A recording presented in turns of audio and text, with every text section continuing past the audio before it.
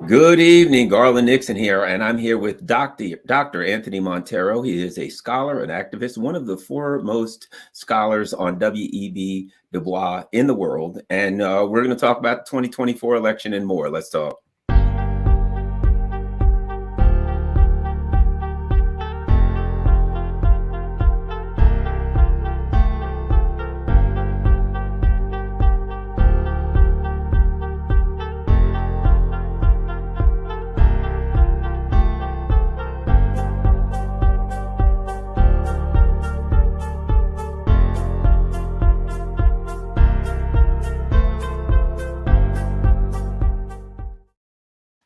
Good afternoon, and I'm here with Dr. Tony Montero. He runs a great organization, a great group in Philadelphia called the Free School. They do a lot of really good work, we've been friends for a while. We've been hanging out lately, having a lot of great discussions about politics. And today, we're going to share some of those discussions with you.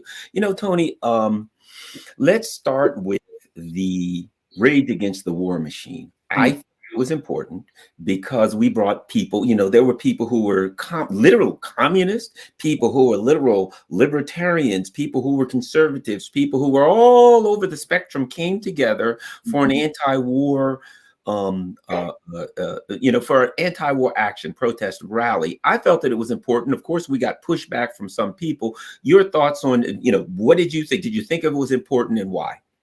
Yeah, I think it was very important. As you know, I was there. Of course, I heard you speak. And I thought it was important for the demands. I think it was important for the fact that, as you pointed out, it drew together this wide spectrum of political views, all of whom were anti the war in Ukraine, and anti-US militarism. Actually, the demands included anti-CIA, doing away with the CIA, freeing Julian Assange, and on and on. I have been to many peace marches. I came up in the anti-Vietnam War era, and I don't recall any peace march, first of all, of that breadth. Mm-hmm. They tended to be more narrow, although larger than the February 19th march, but nothing of that political breadth. Ron Paul and Dennis Kucinich and Tulsi Gabbard and Matt Taibbi and Chris Hedges. And then of course you had the Libertarian Party and the People's Party as the central organizing organizations of it. But it was a great portend of the future. And from a political science point of view, if you can read the tea leaves, it was saying, in effect, that among the American people, there's a growing anti-war, anti-militarism, anti-military industrial complex, frankly, anti-deep state political sentiment. I agree. And, I've had discussions with some people, and there were people that said, yes, that was the beginning of the creation of a new movement, a strain of politics, whatever you want to call it. I look at it a little different. I think that was the expression of it. I think it had already started growing, because in the past, if you said, hey, let's bring together people who are socialists, people who are libertarians, people who are conservatives, people who are somewhere in the middle, they would have been like, you got to be out of your mind. But the fact that the people who were, because the people from the People's Party, a lot of them were basically former Bernie people who got upset when Bernie supported Hillary, etc. So you had all of these groups coming in together. The fact that they all said yes, and not just yes, but were excited about doing it, we're all into it, to me expresses that there was something already there that this expressed. Your thoughts? I agree with that. Something is going on in the country. And a political realignment is one way to talk about it. But clearly, we have to have new political definitions. And we need to be more clear about what we mean when we say left and right. what is called the left, be it the broad left, the liberal left, the social democratic left, the Democratic Party left. In fact, it's not a real left at all. What we see is a left emerging from the people. And that's what that reflected. I think you're right about that. That march was reflecting a lot that was already in progress. In fact, it's so interesting. We've briefly talked about this. What we're looking at now is, kind of the same thing politically that we saw on February 19th. Yeah. One of the things, and I think we should touch on this because this is, in the news right now. And I believe, here's the way I look at it. If you don't understand that there's something going on, the ruling elite understand it. The deep state understands it. And I think that the expression of how they feel is the way they're going after Donald Trump. Your thoughts about that? Well, again, you know how you feel when you find a kindred spirit, and I found one in you. So I'm not an anti-Trumper.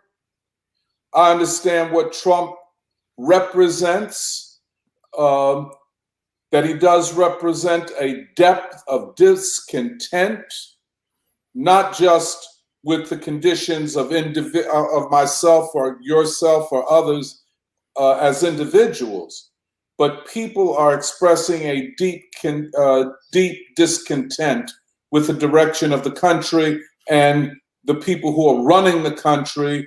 In a lot of ways, Trump represents an anti-neoliberal, neoconservative government that has run this country for the last at least 30, maybe 35 years.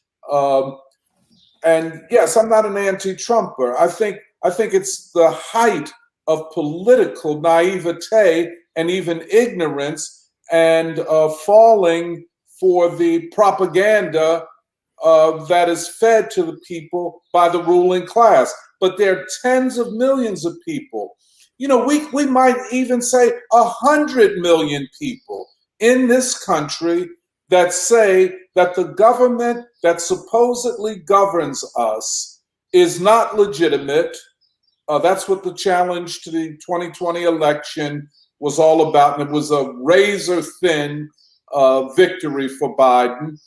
But 100 million people, I don't think that would be an exaggeration, are fed up with the American government, fed up with $130 billion for a corrupt, some would say even neo-fascist regime in Ukraine, while cutting funding for food, assistance for poor people, and not expanding the social safety net that the people so badly need.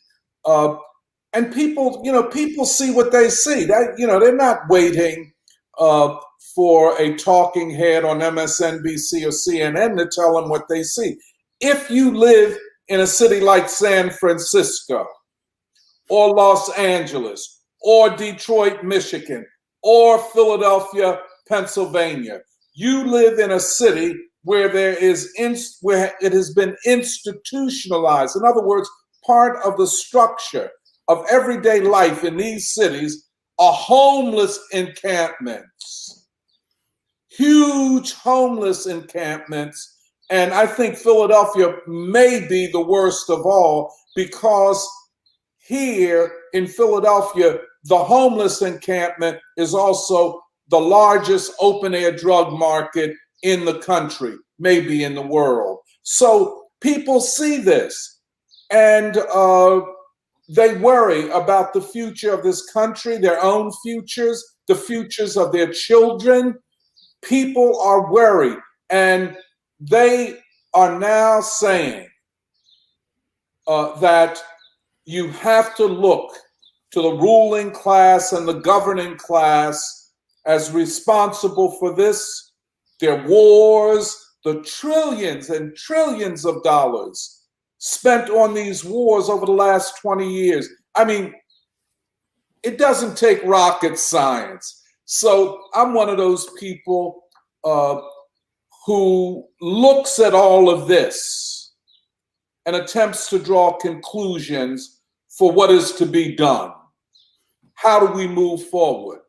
And that's why I say what is called the left, be it this broad definition or a more narrow definition of, quote, socialist and communist leftists, however you want, we have to redefine that category of the left that most people are working with is inadequate and does not express what is emerging. Because on the question of war and peace, a person like Marjorie Taylor Greene is to the left of Bernie Sanders. Let's keep it real. Donald Trump has said that he will in 2024 be the peace candidate. Where does that put him? To the right of Biden or to the left of Biden? I say he's running on a platform to the left of Biden.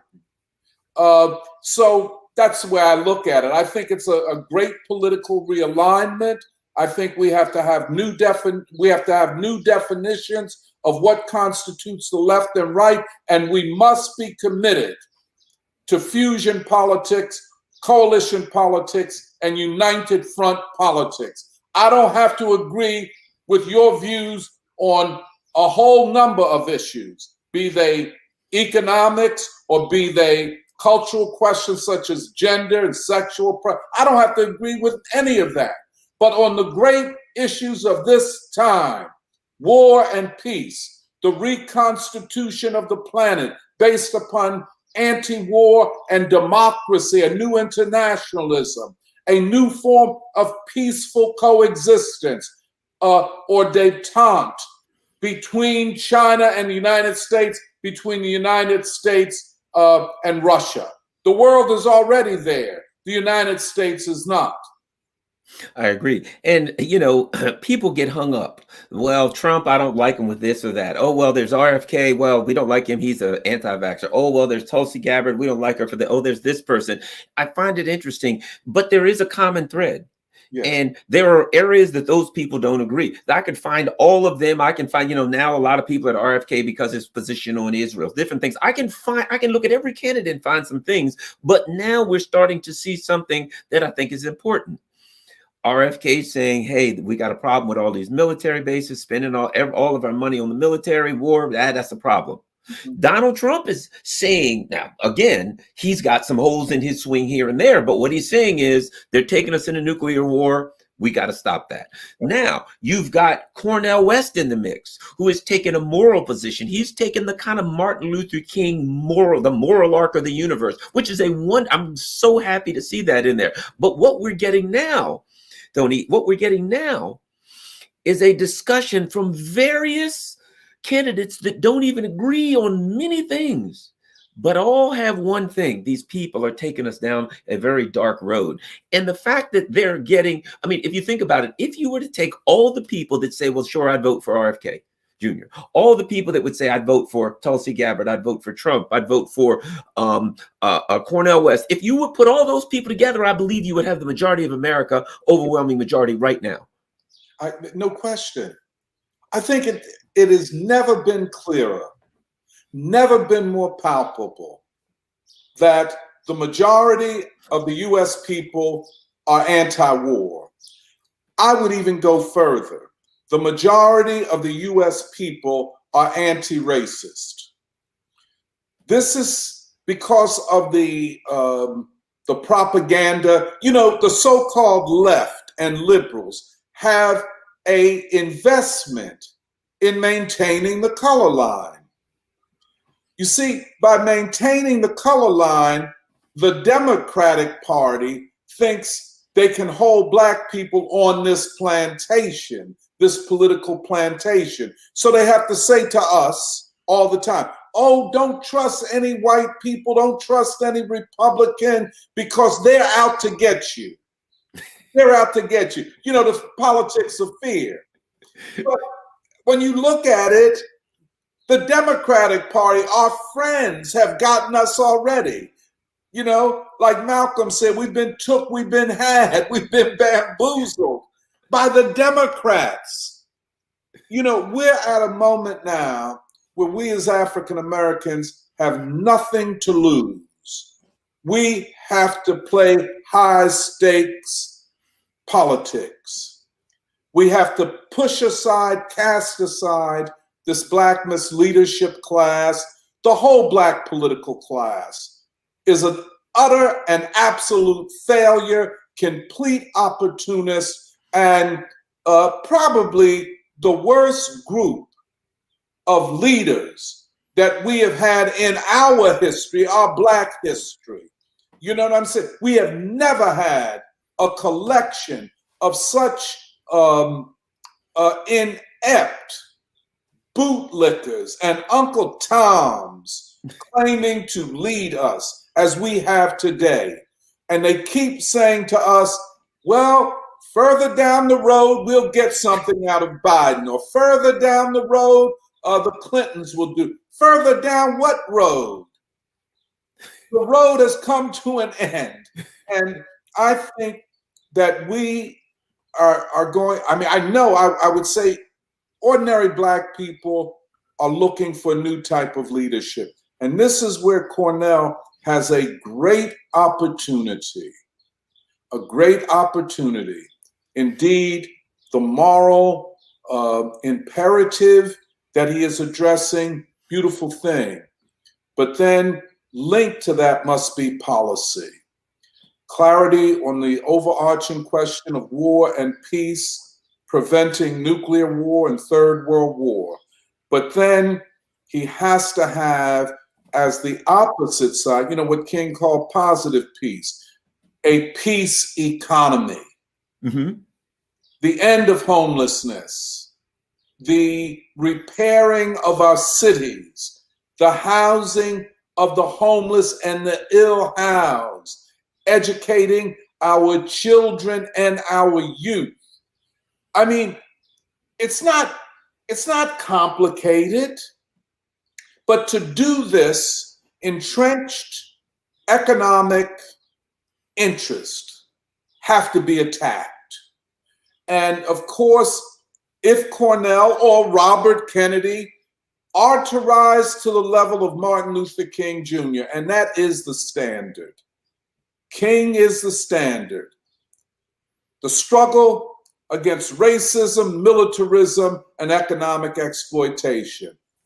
That's the framework. Make it concrete. If you do that, the people will rush to you and proclaim you our leader. And that's... You know, on Cornel West, here's what's interesting. So now here's what we're seeing in the news. He's going to give it to the GOP. Oh, he's stealing votes from Biden. And here, he's going to take votes from Biden. And I thought to myself, he's in a different party. Yeah. You're actually claiming that the votes in a party that you don't belong to, you own those votes. That Right. How dare you run in another party? But I look at it a little different. I think what they're really saying is this: Cornel West, you're black, and you're going to take black votes, and we own these black people. The black people all belong to the Democratic Party. He's not talking about they're not talking about another party saying you're going to steal our votes in your other party. They're saying black folks vote for us. We got the black folks no matter what. In anyone who runs who would take black votes are stealing the ones that we own. They see us as their property in the Democratic Party, but the black people get nothing in return, no respect. All they do is they find themselves some quisling traitor, and they put that person in power, and we got what we get. Your thoughts on Cornel West and this argument that he's stealing votes or somehow taking votes from Biden of all the racist people? No, it's... You know, if it wasn't so tragic, it would be a joke. You know, it's hilarious. You're taking, quote, our blacks. I mean, you know, our blacks. And he's black. He Yeah, don't have a right to the black votes. Joe Biden has a right to the black votes, not another, even a black person. right. Isn't that interesting? But see, the subtlety, and often not so subtle, racism and white supremacy of the Democratic Party. And the army of black consultants and elected officials who apologize for them. And if you want to know who they are, just turn on CNN or MSNBC, and they are regularly, and they're going to be out there more now that that Cornell is a candidate, and they're going to attack Cornell. And as I guess Garland, as you will be doing, and I hope I can assist in this, we have to attack our own quislings and traitors, and that's what they are. And we will see that they have feet of clay, But I think what Cornell is doing is very courageous. I think what Bobby Kennedy is doing is very courageous. And certainly I think that what Trump is doing by standing up is very courageous. Now, Trump needs, because, Trump ideologically has to realize that he has major deficits. And to overcome that, in understanding the US people and US history, Trump needs Martin Luther King like he needs air that he breathes. He is, and I hope he understands this. He was maybe not the right person at the right time, but he was the person at this time. And he took on his historic responsibility. I give him credit for that. He was that person, that force, that phenomenon that took on the assignment of attacking the ruling elite.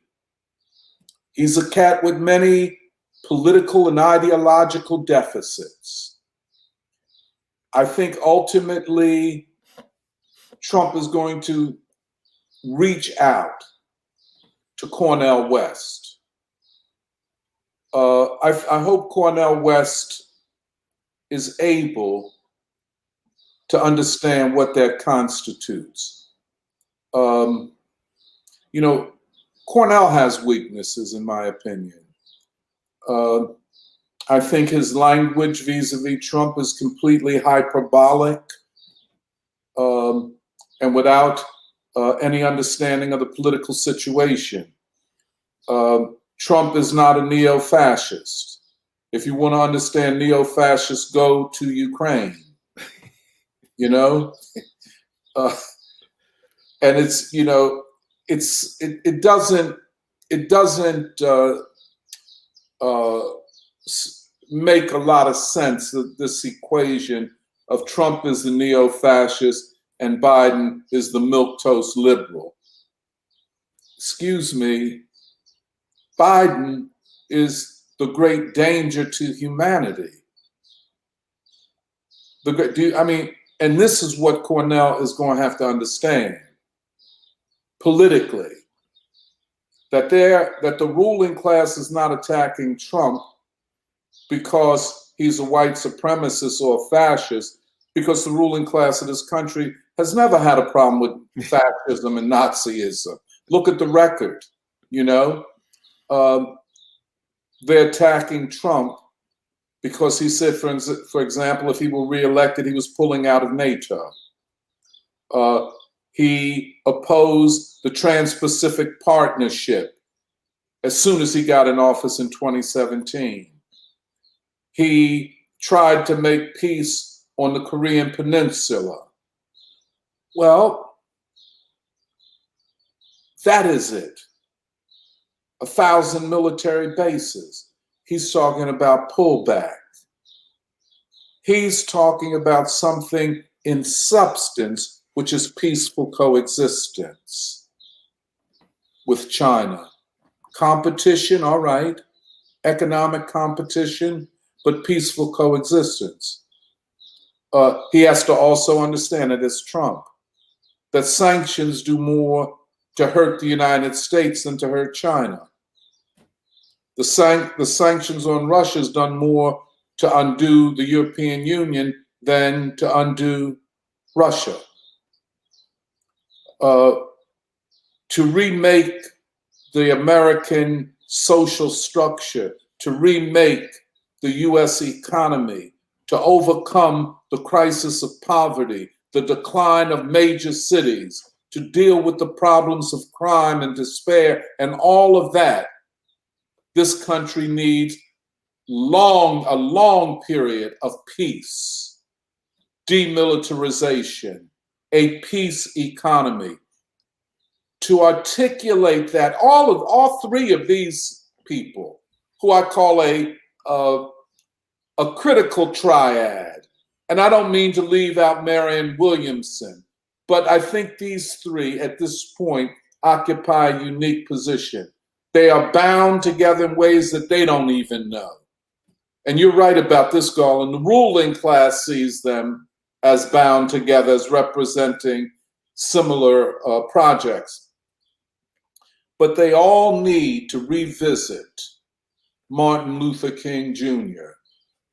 and understand the speech, Why I Oppose the War in Vietnam. For time to break silence. They have to understand what Martin Luther King meant when he talked about love as the sword that heals. And this country needs a lot of healing. If I could say one last thing. Sure, See, go ahead. Trump has that kind of I don't know where he got it from or why he sticks with it. He thinks he has to prove himself as a strong man. You know what I'm saying? Learn from Martin Luther King. Strength is not in that outward thing. Strength is in what you have on the inside. I think that these three together constitutes something profoundly new, profoundly positive, and profoundly optimistic for the American people. I agree with you, and I like what you said, these three together, because we can say Trump over here, Cornel West over here, RFK Jr. over here, and even a Tulsi Gabbard over there, whoever, right? But exactly. But the ruling elite doesn't see them that way. They see, here's a threat. People that are saying things that we don't like, things that we don't feel are in the interest of the policies that we want to pursue. The ruling elite are very dangerous and always have been.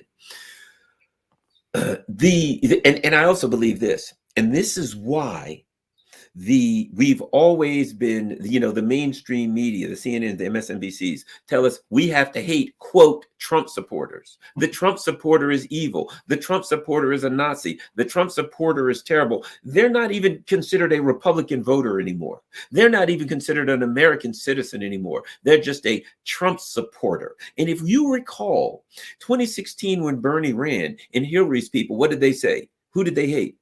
Bernie supporters. Bernie's a racist, and these Bernie supporters on the air doing this, that, etc. Why? Because I think they see them, the Bernie supporter, the Trump supporter, whoever, as someone, even though there are ideological differences there, as someone, they see them as the working class, the great unwashed, the hoi polloi, the peasants out there that don't know their place. I think that's part of it. They're looking and they're seeing there are people out here that are no longer willing to accept their place in this hierarchy, and they want to say in how things are done. That things are run so poorly that the average American's looking at that saying, I feel like I have a right to have some input in here. I don't like the way things are being done. I don't like the way it's being done. And I wanted the opportunity to choose another path, be it whichever candidate I wanted, whichever movement. And the ruling elite is furious. I'll put it like this. They're not just frightened of this. They're furious. Absolutely. That these nobodies would have the unmitigated gall to stand up and say, we citizens think we have a right to some bottom-up decision making here. We think we have a right to choose the path of this country. That infuriates them, and they have nothing but contempt for us as a result. Your thoughts? I agree with you. I mean, Hillary Clinton said it, and I think it cost her the election, you know. But that's what they believe. The very idea that they would run Biden, a man who, you know, is just recently fell down again. He's always falling down. That's a sign of something. It's that he's losing his balance. He's losing his equilibrium. It is clear that he's early stages of dementia. He can only, and you know, all of the anger and the way he behaves, this man can't lead anything. So the very fact that they would run him and say to the American working people and lower middle classes that this is the best you can get, shows an utter contempt for the people. And then the fact that Biden doesn't want to debate in the primaries. He doesn't want to debate RFK or Tulsi Gabbard. I mean, pardon me, or Mary Anderson. What is that saying?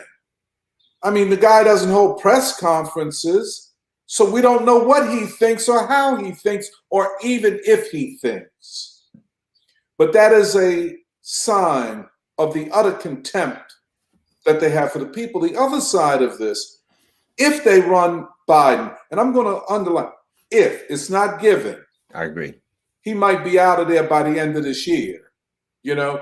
But if they run him, they literally will have to spend several billions of dollars to buy the election, to brainwash enough American people to be able to buy the election. I just look at these major cities, you know, if I could just go to this, I mean, San Francisco was at one time considered one of the most beautiful cities in the world. Today, the whole downtown is being closed down. You know, major stores, major clothing and other kinds of stores are closing down in the center of San Francisco. It's the same here in Philadelphia. The center city is a ghost town in many respects. The decline of great cities is reflective of the decline of a civilization. The decline of a civilization. But the decline of great cities is a manifestation of the failure and lack of leadership in a country.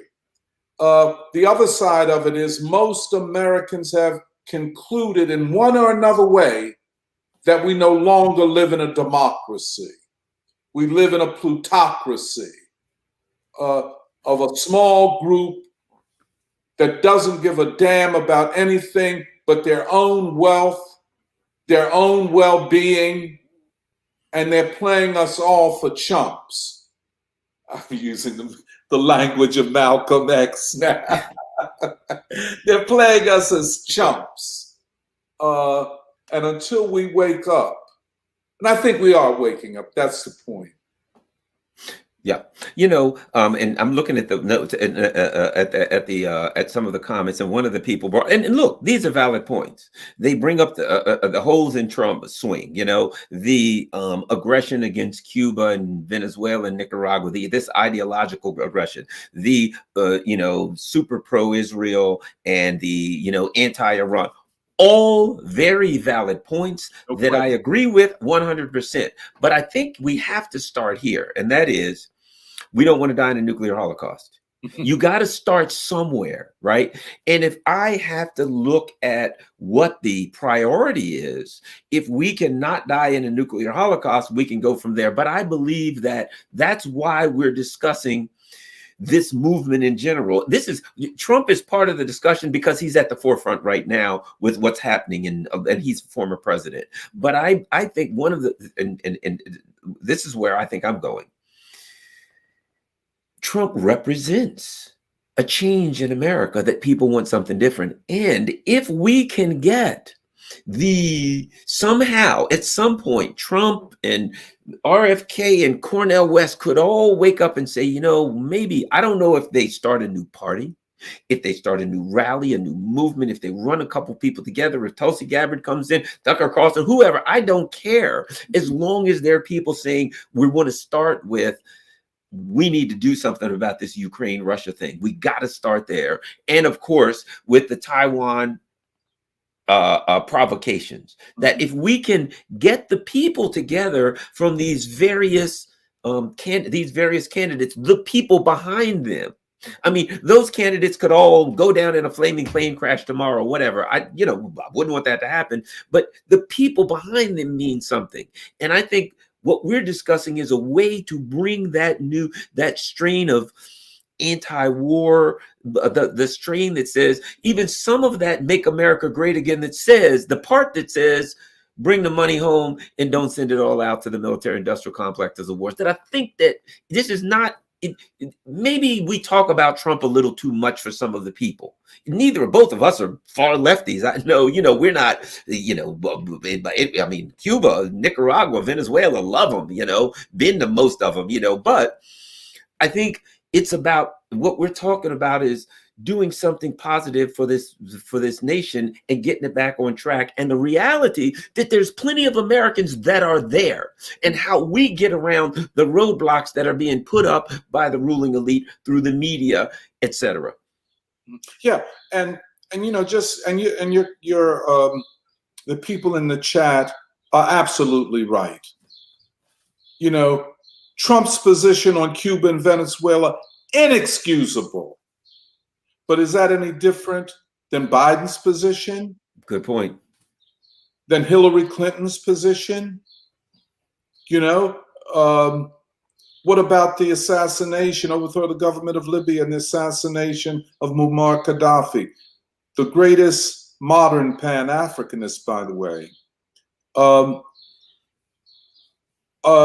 Then, of course, the war in Ukraine and the provocation of war with China.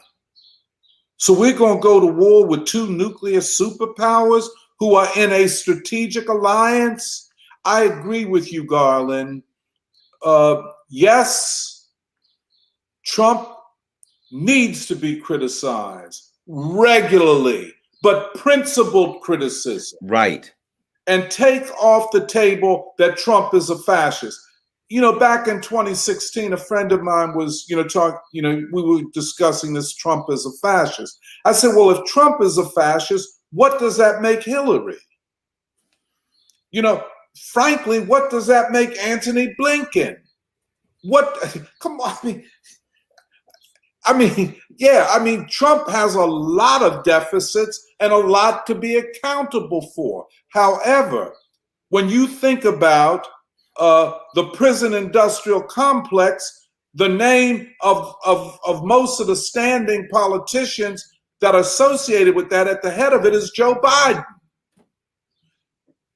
Well, we don't call that fascism because it was just black people being locked up. You know what I'm saying? You're right. I think, just my last one, I think politically we have to have a principled relationship with Trump and the movement that he leads. A principled relationship. Right. Where you build unity where it's possible and you break camp where it's not possible. I know what I believe in. Garland, you know what you stand for. My politics was shaped decades ago as a teenager, and they ain't changed too much since then. So I'm not afraid of Trump, and I don't see him and his followers as a fascist movement, or I don't even see white people as, quote, settlers and as inherent white supremacists. I don't see any of that. I see a people, a nation, a political reality in transition. And like Curtis Mayfield say, you know, get on, is it Curtis May, get on board the freedom train. You know what I'm saying? The train has left the station, and a lot of us are just too late. That train has left the station, and the American people are in charge of that train. Now they haven't driven a train like this before, but they're gonna learn to drive it. And that's what I'm interested in, the growth of the people. What Baldwin said, achieving our nation. That's what's going on now. We are achieving our nation, this nation of so much complexity and diversity, but we'll find a way. You know, and I think people, you know, Trump and Biden and Obama and Bush, Mhm. I think people get too caught up in the individual in any way. You know, in Zen, I study Zen, and Zen we say, you know, 1,000 gourds from a single vine. There is an ideology. And that ideology was the ideology that in the 1980s was in Latin America, committing genocides, overthrowing Guatemala, fighting Nicaragua, you name it. That ideology was the same ideology that said it's okay for the CIA to bring drugs and cocaine into the Black communities in the cities and then pass laws, Joe Biden at the forefront of it. If people forget this, the CIA with the Contras in Nicaragua brought cocaine into the Black communities. That is done. There's made movies about it. Air America. And then Biden and his cronies passed laws to put the Black people in those communities in jail. So there's this stream that has been going through, Right. whether it was Clinton, whether it was Reagan, or whoever it was, this ideology. And that ideology, people say, well, that ideology supports Joe Biden. Well, if Joe Biden, you could put a cardboard cutout of Joe Biden up.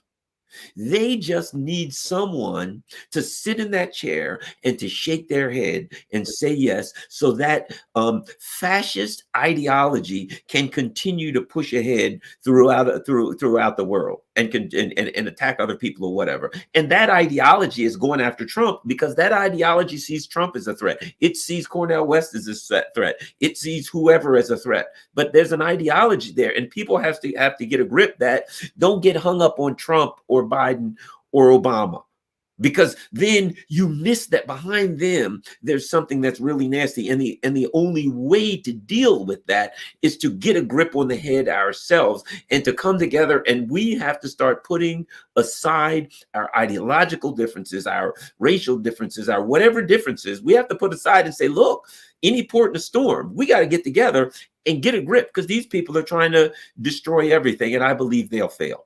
And I believe the signs we're talking about now are the signs of their failure. Dr. Montero. I think you're right. And Garland, you know, I won't say that. I think I'm an optimist generally. But I'm very optimistic. When I say very optimistic, I mean from the standpoint of a new alignment, new struggle, new possibilities, and new possibilities for struggle. I think, you know, just like you were saying, I think we're closer than ever to an all-out assault upon the military-industrial complex and its foreign policy. People want to know why you got all these four-star generals, 10 times more than you had during World War II, when we was in a world war. You know, why all this bureaucracy in the military, and why all of this money that's never accounted for? You know, people want to know, what is the FBI doing in terms of spying on people, provoking violence, and then saying, well, it's the movement, it's the ordinary people that are violent and fascist. I think people are tired of it. Frankly, they're tired of the mainstream media. Tucker Carlson just came back on Twitter. And the first night, I think he had 83 million or something like that. Over 100 million. It ended up well over 100 million. Million. I mean, that is a judgment and a condemnation of the mainstream media and Fox in the first place. Yeah. Oh, wow. And see, the propaganda and information wars are very, very important.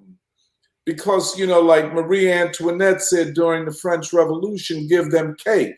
Then people were hungry. Now they're saying give them the NBA basketball, or give them some sort of entertainment. I won't even call it pop culture, entertainment, to divert their attention from pressing issues, and especially for our youth. And Black youth have suffered severely from this, and they are the targets for the most egregious ideological attacks upon their souls, upon their sense of who they might be. When we talk about these entertainers and so on, this is not us. This was produced by other people to give to us, and really to our children. And so all of that has to be thrown in the mix. Political revolution and a cultural revolution, a renaissance of the people. I like the grassroots thing. I'm a grassroots activist. You know what I'm saying? And proud of it. I've never tried to be no, quote, national spokesperson. Let the grassroots organize. Let the grassroots speak. Let the grassroots teach one another. That's how these political revolutions occur. And that really, frankly, that's the strength of the Trump movement. It's grassroots. I think you're right. One of the things I would like to get your thoughts on is this too. Okay, I'm a person, I believe in that everyone should have the same expectation of rights, as Paul Robeson Jr. used to put it. Universal rights instead of hierarchical rights. Everybody has the same I don't care what color you are, what age, what race, sexual orientation, none of that. Everybody should have the same expectation of rights. That's my belief. I think that's a lot of people's belief. However, this woke thing, where Tony Blinken now uses human rights. Well, we've got to go after this country and overthrow their government and bomb them. Why? Because they're not treating women fairly. What about them? They're not treating trans people fairly. What about them? Oh, well, they're not treating Muslims. After we bomb every Muslim country in the world, we got the nerve to tell China, you're not treating Muslims. You know what I mean? It's trans, it's Muslims, it's women, it's something. Your thoughts on how this woke thing is being used as a manipulation and quite frankly, to redefine. I hear people say, well, that person's left. Why? Because of, and then they use some cultural thing, nothing to do with economics, nothing to do with working class. Your thoughts on this woke culture thing and how it's used? Well, I just say one thing. My thoughts on the woke culture is, if you want to see where woke culture will lead you, look at San Francisco. Because woke people, including trans and LGBTQ, were literally running the city of San Francisco and ran it into the ground on this woke thing. And the woke culture is a way to divert from what you could call a culture of poverty, a culture of deprivation, a culture of hopelessness, which has overtaken large parts of the working people of this country. By the way, irrespective of race. If anybody thinks that white working people are doing so good, I would suggest there's certain places in Philly I could take you, or in most of Philly. The fastest growing poverty demographic in Philadelphia among white people. If you go to Butler, Pennsylvania, if you go to Allentown, all of these formerly industrialized cities, Cleveland, you will see that black and white people are united in misery and hopelessness. Black and white youth are feeling the same pain. So anybody, if you ask me what I think about woke culture, I would I would answer it empirically. Look at what happens when they have power. I think their stronghold was San Francisco. Look at that city. The woke people have utter contempt for working people. All you have to do is read their books, listen to their speeches. You know, if the whole American white working class are settlers and aggressors upon black people, then you can't fight for unity. If the white worker who is poor and the black worker who is poor are inherent enemies because the whites are part of a settler regime, there is no possibility of unity. Then the next question is, well, how do we fight for peace? What you're saying, if the white people are settlers, then they will never fight for peace because aggression and domination and oppression is in their racial interest. There is no class analysis. Woke theory, LGBTQ theory, settler colonialism theory, what else? Much of what we call gender theory, all are anti-working class and openly so. And whenever they have power, they promote policies of gentrification. They support policies of racial exclusion. You want to see racial segregation? Go into the LGBT community. Go to their clubs. You know what I'm saying? You'll see some of the most racially segregated venues that you can ever imagine.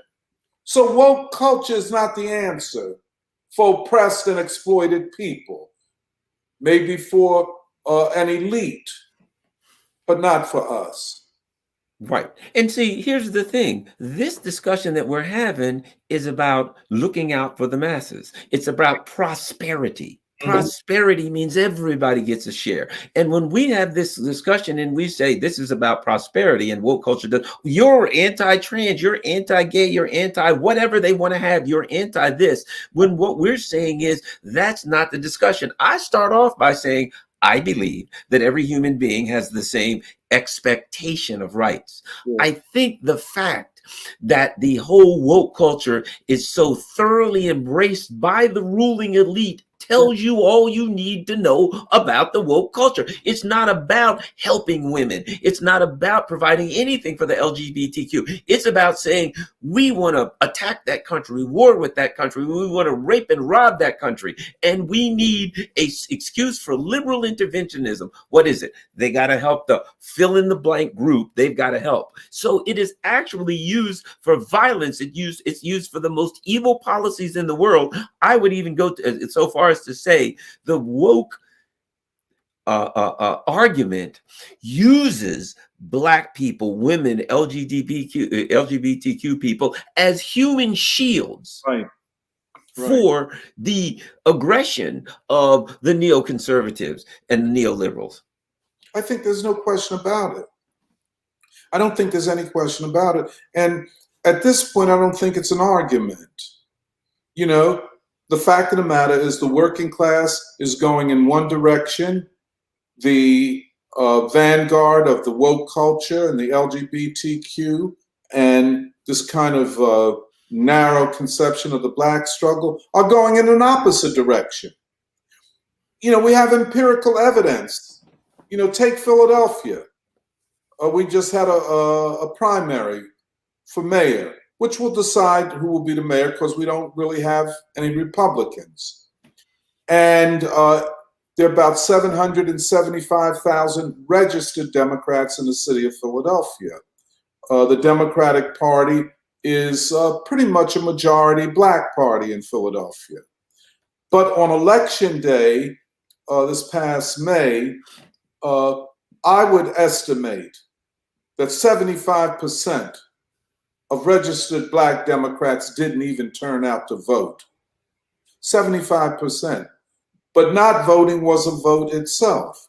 And maybe the most important vote in most people's lifetime, because it was a vote against a misleadership class.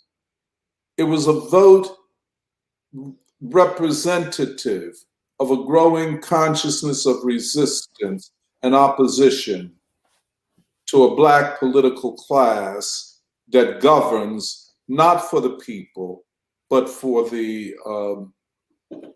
richest, most wealthy elements of the city of Philadelphia.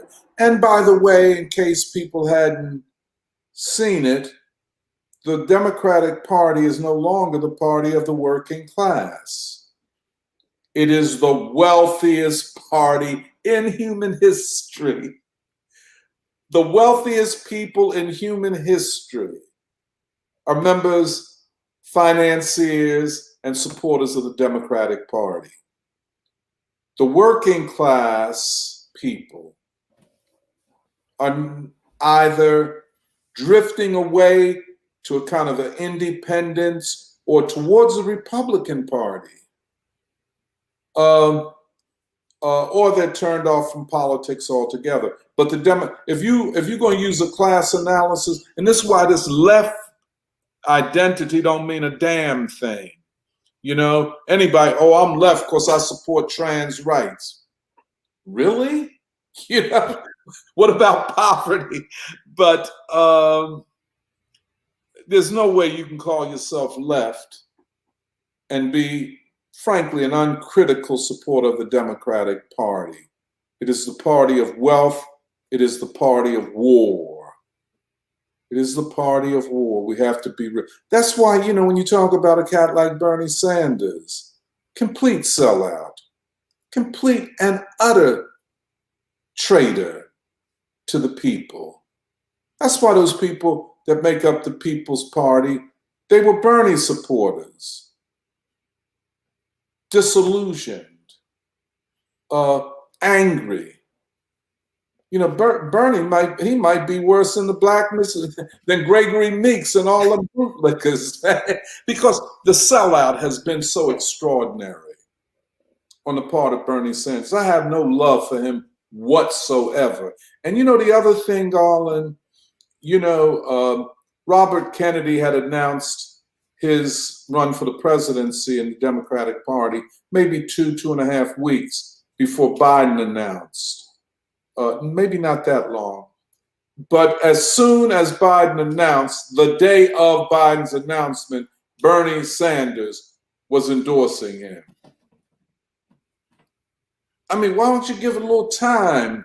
Talk to Robert Kennedy, talk to Marianne Williamson, you know, let's see, you know. And he's an independent. He's not a Democrat. So he should be talking to Cornel West. He's not even a Democrat. I mean, on paper, he's supposed to be an independent. As an independent, he should say, before I do this, let me see who's running. Oh, Cornel West is running in another party, this and that. If nothing else, that would give him leverage to say to Biden, well, you know what, I might, but you got to give me this. He wants no leverage. He needs no leverage because he's not asking for anything. But to remain a part, it's like the people now in the party, and I say the Democratic Party, almost all of the Republican Party, there's a small strain in there, but you know, Mitch McConnell, whatever, McCarthy, they're the same animal. But there's a class that they just want to continue to benefit. They want to continue to get the inside stock tips. They want to continue to get the glory and get on all the TVs. They want to be part of the jazz of being part of the head of the, you know, like the courtiers. Mm-hmm. They want to be in the king's court, the emperor's court in this instance, and they're happy to be there. Mm-hmm. And Bernie strikes me as that. Oh, yeah. Oh, no. A great sellout. But then, you know, there are people on the Republican side and Democrats who didn't have to sell out because they already sold out in many other ways. But See, this is why this Trump thing is so important, because he is in many ways challenging the Republican Party and threatening to leave it and have a movement in this 2024 election. Now, I just read that the mayor, Republican mayor of Miami, has entered the Republican primary for president.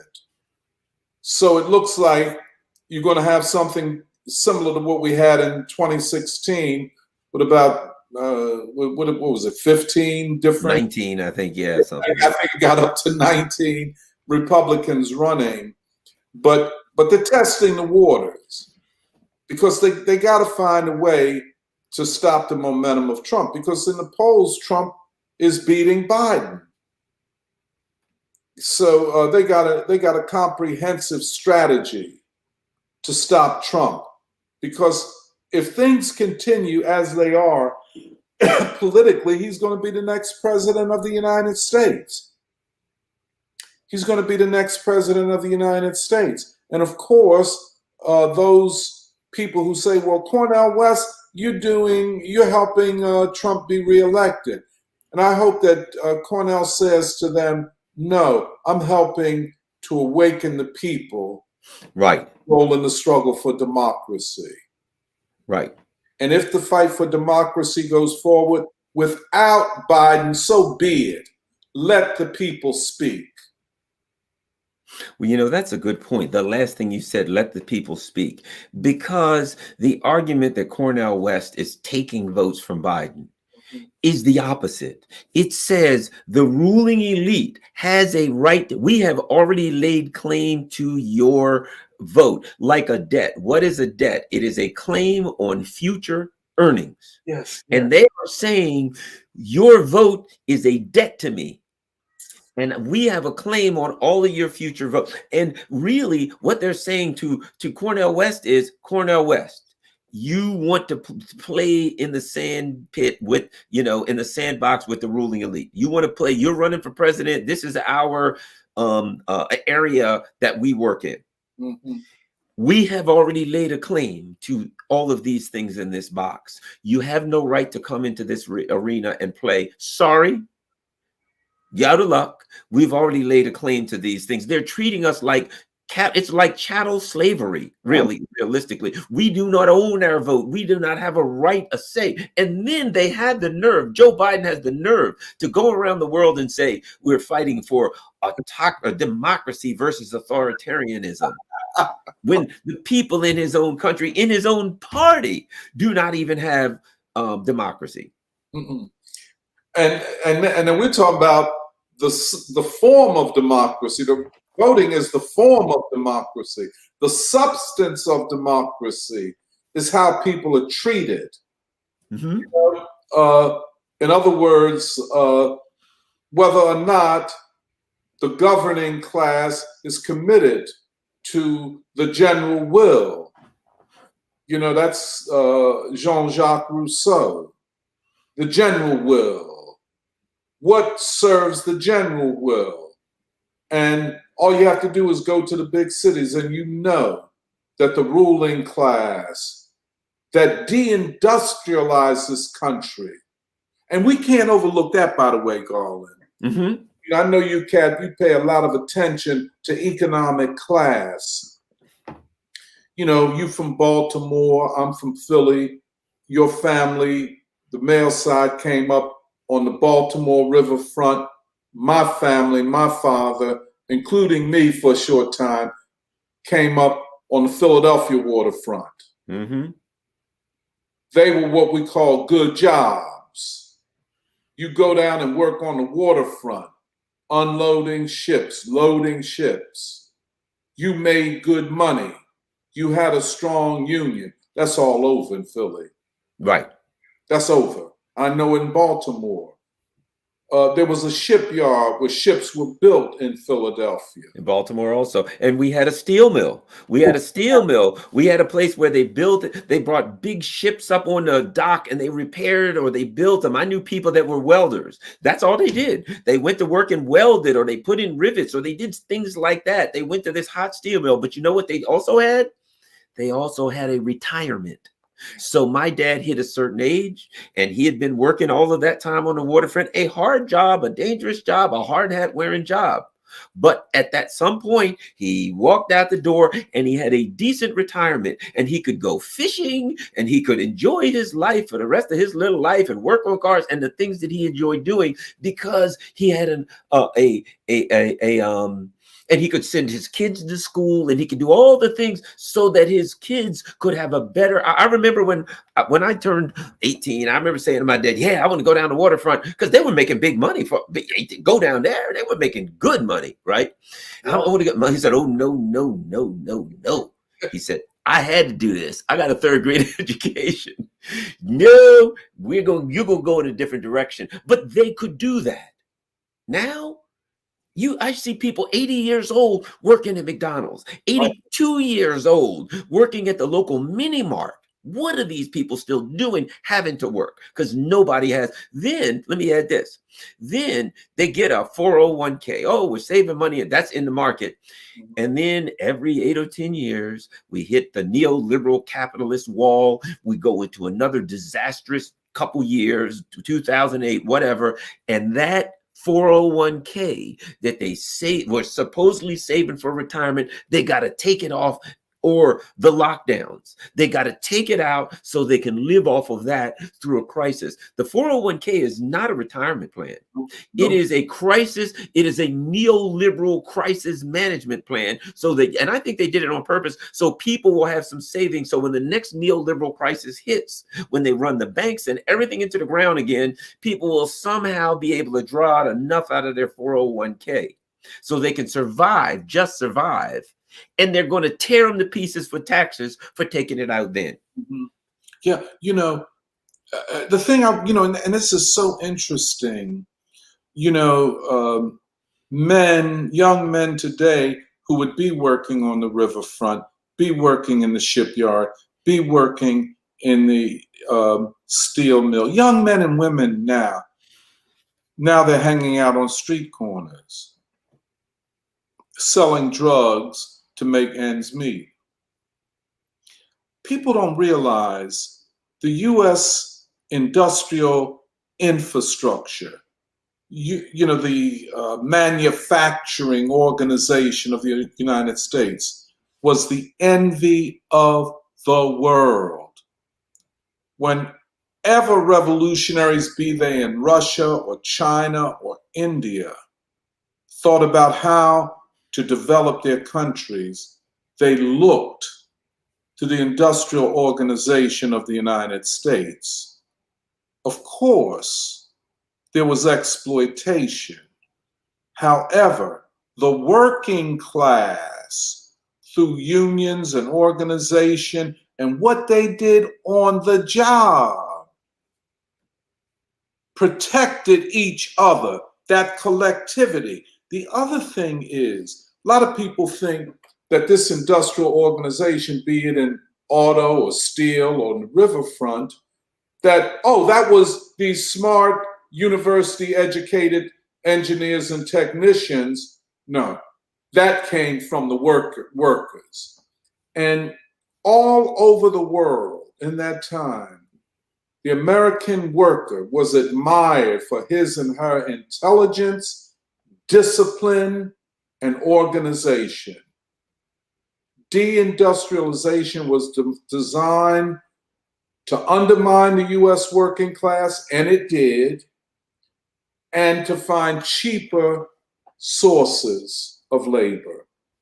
Deindustrialization, which began about 45 years ago, has wreaked havoc on cities, on the working class. And so we have to rebuild that, but the rebuilding won't be like the 1930s where it was the labor movement, but it will come from a political movement. This is why I agree with you. Political movements, other movements that are politically aware.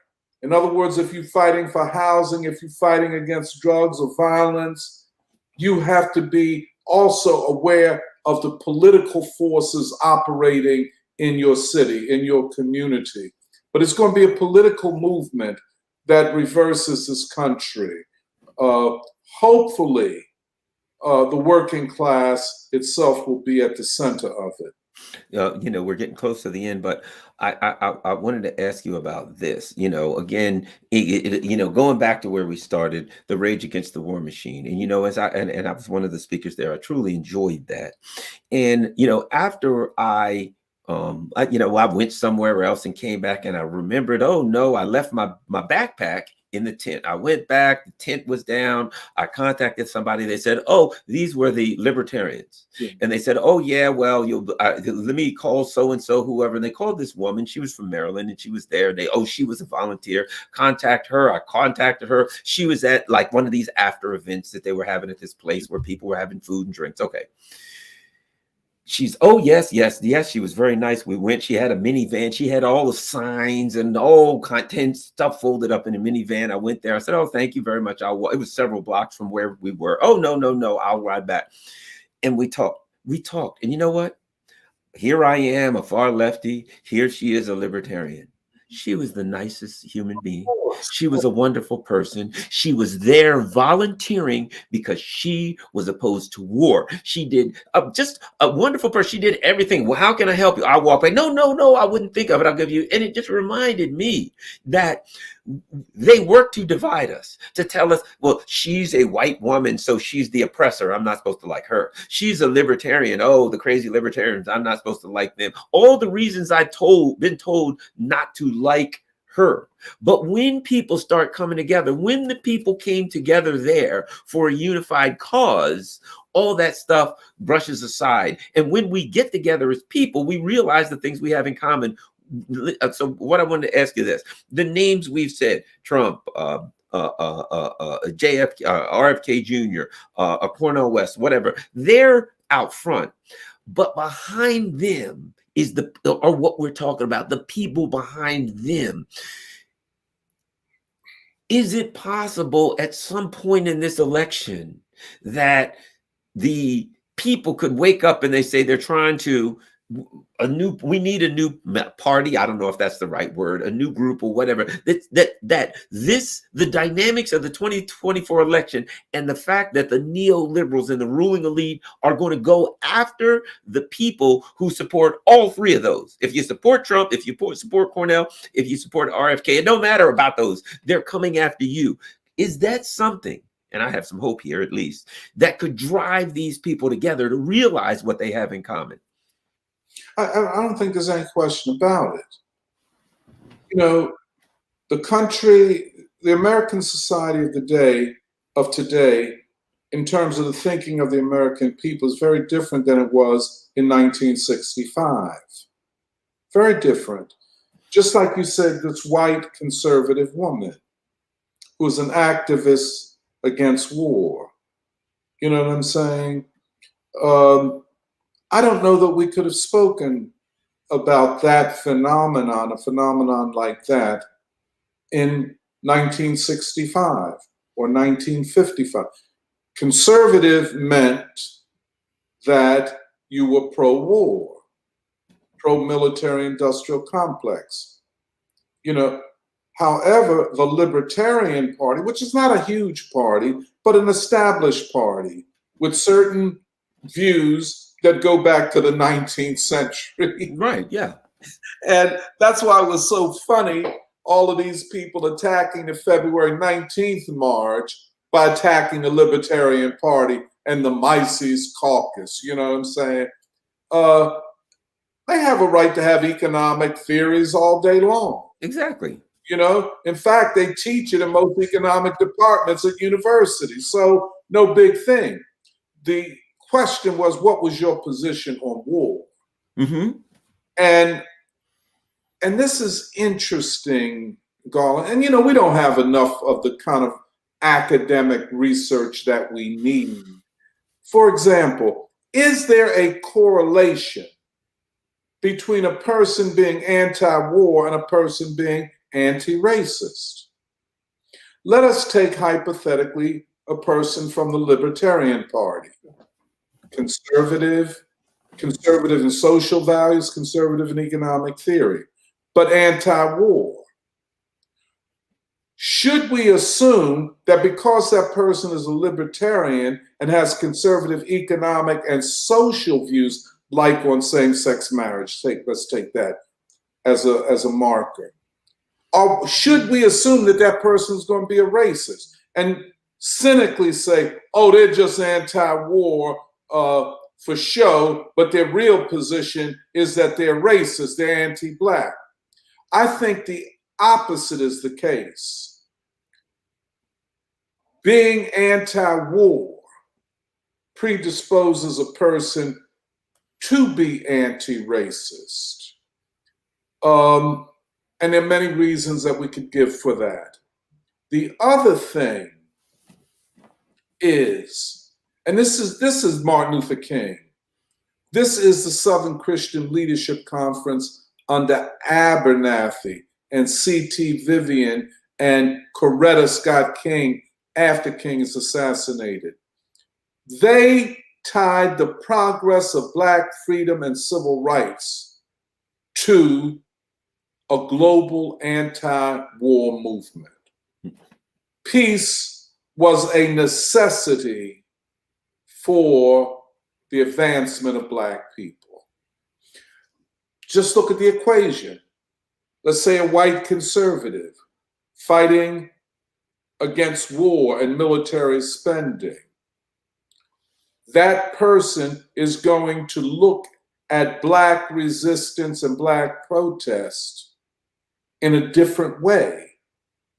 That person will have a more positive view of Black people. Whereas in the 60s, that same person who would have been pro-military, pro-war in Vietnam, would look at Black protests as anti-American and would have had a racist attitude towards Black people.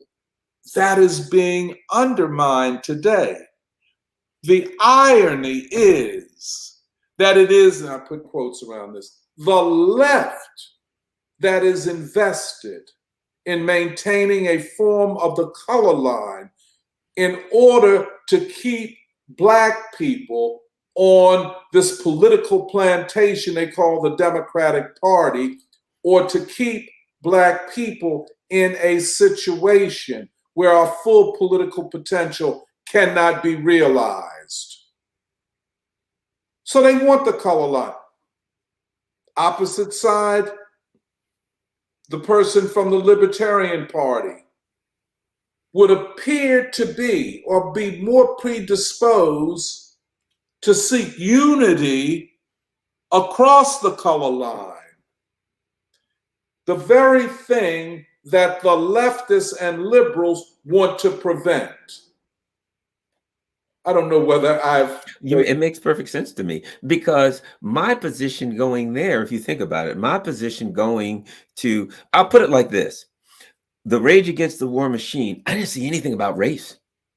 I didn't see that issue come up. I didn't see anything about it. The people that were there to oppose war, to oppose Ukraine, what's going on in Ukraine very specifically, to oppose the United States military going around the world, overthrowing countries and provoking military conflicts. And so there was no, people got mad at us. Actually, there were some liberals that got very angry at us. If you could comment on that, I'll throw that out to you. There were some of the liberals that got angry and we said, we're going to do this thing and we're going to speak against war and we're going to rally against war. Well, you're not talking about race. Well, how come you're not talking about trans rights? Well, how come you're not saying, whoa. Yeah, that's right. We have a focus. But there was an element of the liberal class, and maybe even some in the so-called social class, whatever, who were pushing back on us. You can't do this unless you add this, that, this, and that. And we were like, no, we're focused on an anti-war movement. Your thoughts on that? Well, I did an interview, and right now the interview will go unnamed. And I said I had attended the February 19th march. And he, a black man, you attended that? I said, yes. I've been an anti-war activist all of my adult life. Why wouldn't I attend it? Well, they didn't come to black people to ask us what we would do. And therefore, it was an anti-black march masquerading as a peace movement. Now, and this is a younger guy. I didn't say it then, but my conclusion was the train to freedom has left the station and you still standing on the side. The train has left, brother. That rally took place and others will occur. And you've just kind of made it so that you will not be a factor in history. You will not make a contribution. Now, a lot of this I attribute in black people, especially black so-called intellectuals, to the residues of Garveyism and narrow cultural nationalism. And in this, I don't have as I say, I don't take prisoners. I think going back in the days, or going back in my days, they were disruptive then. They have always used diversionary tactics. They don't and have never wanted unity. Never wanted unity, especially if it were across the color line. But if you look at the history of these cultural nationalist organizations, they fought against all attempts to build unity in the black community. Black people go to Christian churches or Muslim mosques, and they are always going to attack black Christianity. I mean, how can I build unity among black people? I'm attacking people's religious values and beliefs, their moral framework.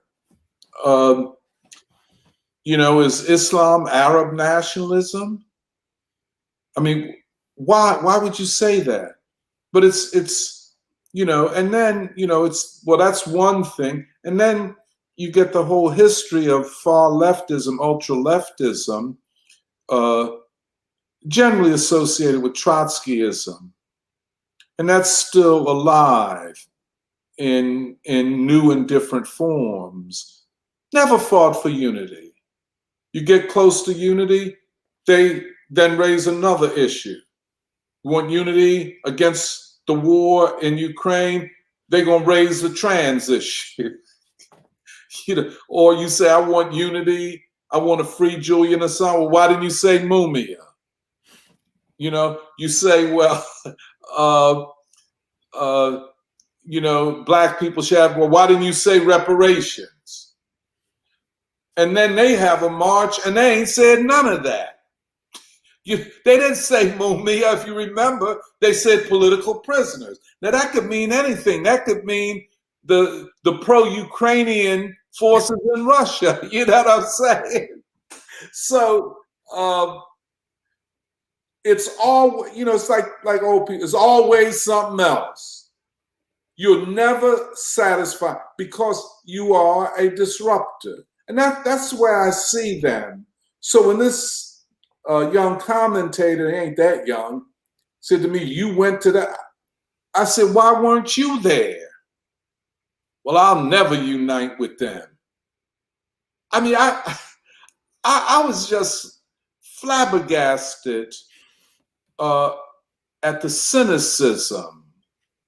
And I tried to ask myself after, where the hell does that come from? And it is ideological. It is this narrow cultural nationalism. We're global Africans. But what about right here, where we unemployed and poor? I mean, does an identity solve the problem of economic poverty? I might think that I'm the greatest person that ever lived. But shit, I suppose I'm poor and strung out on fentanyl. I mean, no matter what I think, I don't trust nothing I think because I might be in a delusional state. You see what I'm saying? That Yeah. culture and values and beliefs about us being Africans is a precondition to us fighting for peace and for economic justice. So that, Yeah. You know, the way I put it to people, oh, you're going to, I said, let me tell you something. If three people that I don't know anything about them, don't know their background, who or what, and they say, you know, we are opposed to this Ukraine thing, and we're walking down to the corner, Garland, and we got a megaphone, and we're going to stand up and we're going to hold up a sign that says, no more war. Right. I don't need to talk to them. I don't need their history. I don't need their ideological. I don't need to go to ancestry.com and look at their DNA pattern to see where they came from. They've said we're going to the corner. And I'm not going to look at them, well, you know, you've got a white person, but you don't have a black person and a trans, you need a Muslim and a Latino people. You're not a diverse. No, I'm going to say, which corner? We're going down here and we're going to say we're opposed to war. Count me in. Let me run up to my office and lock the door. I will be down and we will oppose war. And when we leave, if we don't agree on things, fine. You know what I'll say? When you going to be out here again? We're going to think about it next Tuesday. Here's my number. Give me a call. We don't, the idea that we have to vet our allies for an anti-war movement to me is preposterous. Yeah, it is. It is. But it is preposterous, and it's actually done to disrupt and to preempt the possibility of a united front. That's where we started, the need in this election going forward for a united front of all of those who are discontented and feel that the US government is their enemy. A united front.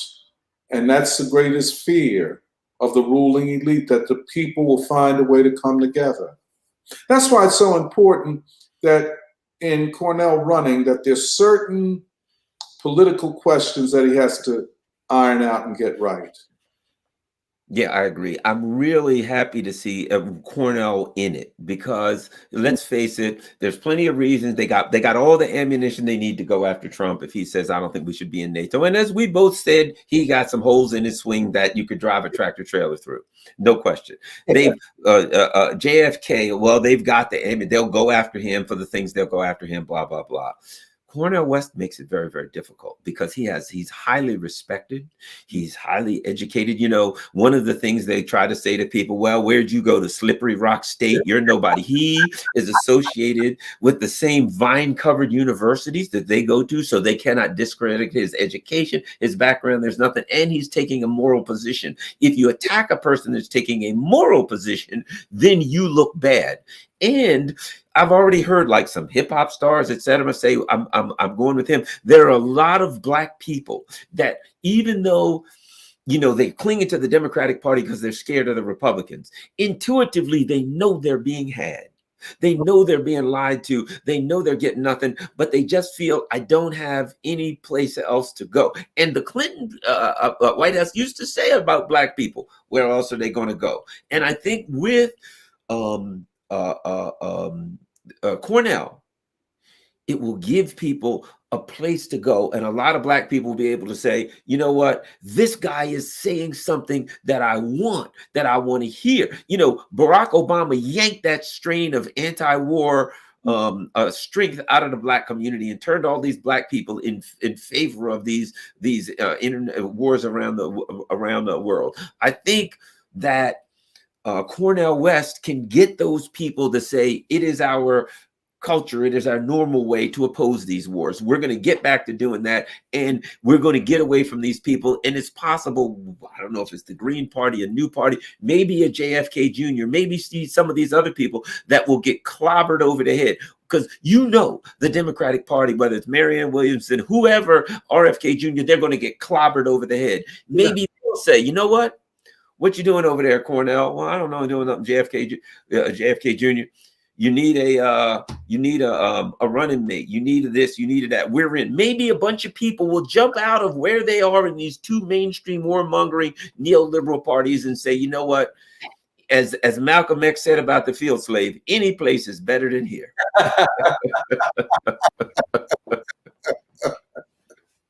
Yes. So, well, Tony, thank you very much. Dr. Anthony Montero, you do great work with the Free School. Where can people find your work online? Where can they find out more about the Free School? Well, we're on Facebook, the Saturday Free School. Go to our Facebook page. You'll see us in action every week. We have open classes and discussions. You'll see some writing up there. In fact, I sent them to you. It's a couple things I wrote recently. One on Cornel West and his philosophy. Another on Hegel's Science of Logic and W.E.B. Du Bois's Black Reconstruction. Mm-hmm. And another piece on Paul Robeson, the artist as scientist and freedom fighter. So you'll find them there. This Saturday, we're doing a conference celebrating the 125th anniversary of the birth of Paul Robeson and of the Honorable Elijah Muhammad. That will be held in Philadelphia. And if you go to our Facebook page, you can learn all about that. And that's going to be at the First Unitarian Church in Philadelphia. The title of the event is Unconquered Love, The Magnificent Lives of Paul Robeson and the Honorable Elijah Muhammad. There will be dance and art and singing and music from all over the world, from Africa, Asia, including avant-garde jazz and straight-ahead jazz. And so it'll start at 11 o'clock and it will go until 6. It will be art, but it will have a political essence to raise up Paul Robeson and the Honorable Elijah Muhammad, men who were committed to the uplift of their people and of world humanity. So that's kind of what we do. And that's the Saturday Free School, right? It's entitled, the full name is the Saturday Free School for Philosophy and Black Liberation. Wonderful, wonderful. And if I'm not mistaken, I believe, is your PhD in philosophy? No, it's in sociology, but my dissertation was on political theory, sociological theories. In particular, I was studying, I do what we call sociology of knowledge. Mm-hmm. And I studied a group of late 20th century Marxists and their theories and their practice of achieving academic status, coming from a so-called Marxist point of view. But that's what I do. And of course, the main content of my intellectual career is W.E.B. Du Bois, his work, and more recently trying to find a moment of synthesis between the Black radical tradition and the European revolutionary tradition. In one way, we talk about it as a synthesis of Du Bois and Lenin. Interesting. Yeah, so that's kind of what I do. Well, that's wonderful, Dr. Tony Montero. Thank you. Thanks a lot, everyone, for spending this time with us. I really appreciate it, and I'm very honored to have Dr. Montero with us. Don't forget, you can go to patreon.com and support. Go buy me a coffee, things of that nature. And I have a Rockfin, ROKFIN, Rockfin channel. Just in case they throw me off of YouTube one day, which could happen with the kind of things that we're talking about. Rockfin is a backup, rokfin.com/Garland Nixon. That is my free speech platform. Go there and become a member. It costs actually absolutely nothing. And if they toss me out, you'll know where to find me. Well, thank you very much. I think we had an outstanding conversation, and I hope that someone picked up something good from it. And we'll keep up the good work, and we'll keep moving. It's interesting to hear what your background is and what your academic work has been on, because it's interesting, because what you worked on, your life's work, is really is perfect for this time and for building this kind of a movement that is organically, I believe, taking shape. I can see why you're so interested in this. Yeah.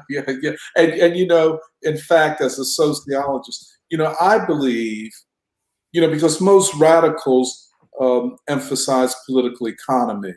Mm-hmm.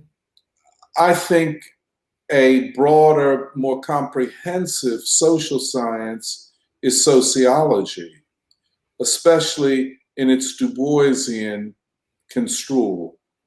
One of the things that we argue in the Free School that makes Du Bois so significant is that he was not bound to laws of economics to explain behavior.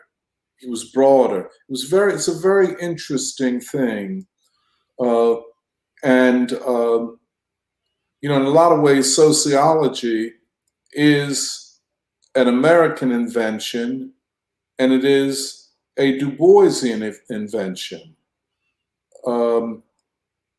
But that's something we should talk about also, maybe if you have me on again. But knowledge and methods of achieving knowledge are very important to any revolutionary process. And for us, and this is Robeson, Du Bois. Oh, yeah. Huge. The human factor in human history. It's something that Baldwin said, just an unbelievable framing. He said, and I think it helps us to understand this moment, that time has become impatient with history. That, things don't always stay the same. History is a human enterprise, but time is the universal category within which history falls.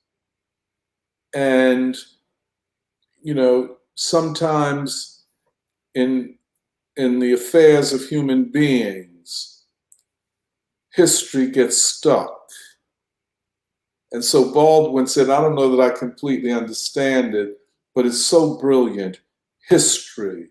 Time has become impatient with history. So that's... And I think it's a perfect ending, because I think that's where we are in America now. Yes. That things are changing. And I think people like us and the people that are watching because you can't understand what's going on now in America. These things that we're talking about, you can't understand them intellectually. You can only understand them intuitively. You can feel them. You know what I mean? But you cannot always transfer them into words and symbols. But you can, you and I, we have a camaraderie here. We've become very good friends because we can feel what's going on. I have to think of the words to try to translate that feeling into words. But I know what it is. And people I read the chats and the people in the chat, you're too much anti-Trump or you're pro-Trump or whatever. And I try to translate this feeling of change, this feelings of revolution that's going on in America. I try to translate that into words, what I'm feeling and the intuitions that I have, that I know and you know is happening, to put it into words so that these people can hear it without getting hung up on the word Trump or getting hung up on the word Marianne Williamson or whoever, because that's not what it's about, if you understand what I'm getting at. Yeah. Oh, yeah, definitely. Definitely. And that's one of the things that the Free School is committed to. You know, knowledge is so important, and we're capable of knowing, and we're capable of absorbing transformative knowledge. All of us. I mean, you know, and that's what we do. We believe in the education of the people. We sometimes talk about the Saturday Free School as ourselves as teachers of teachers, you know, teachers of teachers. And teachers need teachers. Potential teachers need teachers. And the essence of what is taught, we believe that we drink from the fountains of knowledge, no matter where they are to be found, because knowledge is a supreme value. Knowledge is more valuable than anything, more valuable than money, more valuable than all the military arms that you can produce. Knowledge. And how we transform what we intuitively know to scientific knowledge, and how that scientific knowledge is deployed to bring about change. This is a great task, but it's achievable, and especially now. Dr. Tony Montero and Garland Nixon, thank you very much. We appreciate everyone. Don't forget, follow me online, the Saturday Free School. You can find Dr. Montero on Facebook. You can find the Saturday Free School. They're doing fantastic work. Thank you very much, Dr. Montero. We will talk again soon. Thank you, Garland. And I'm very honored to have you on, and I'm looking forward to having you back on again. Oh, yeah. Thank you. All right. Thanks, everyone. And it's a late Wednesday evening. And please share this. Share this particular event. I will call it an event on all your social media platforms. Recommend it on all your social media platforms. Thanks a lot, everyone. Don't forget to hit the like button and share it. Peace. I'm out.